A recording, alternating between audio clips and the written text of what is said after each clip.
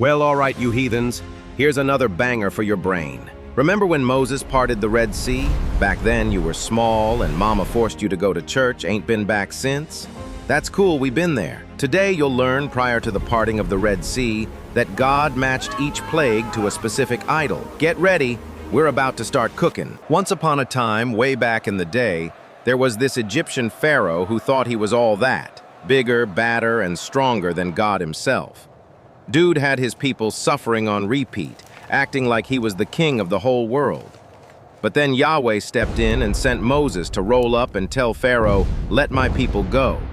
Pharaoh wasn't having it, so boom, Egypt got hit with 10 plagues. Egypt, the greatest empire the world had ever seen. A pharaoh who claimed to be a god. But when he defied the God of Israel, the Nile ran red. What is this? The gods are angry. Man, the Nile straight up turned into blood. All the water spots did. Stayed that way for a whole week. Fish were floating dead. The river smelled foul.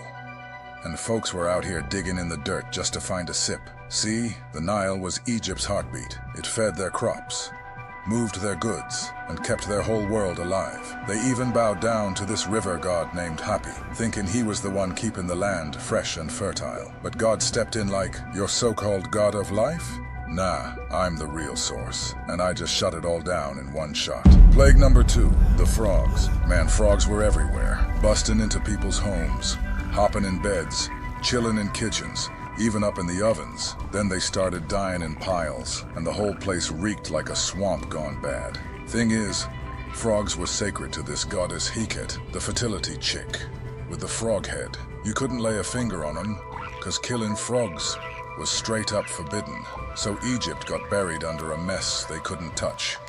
Like their own goddess flipped on them, and God was basically saying, "I'm the one who calls the shots on life and fertility, not your fake idols." Straight like that. Plague number 3, gnats or lice.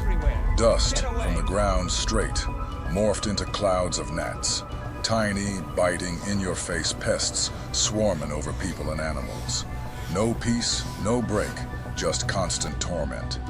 This was a direct hit on Geb, the so-called earth god. The very dust he was supposed to protect, God flipped it on him. Even Pharaoh's own magicians had to throw their hands up like, "Yo, this right here is the finger of God." And God's message was loud. "Even the dust listens to me."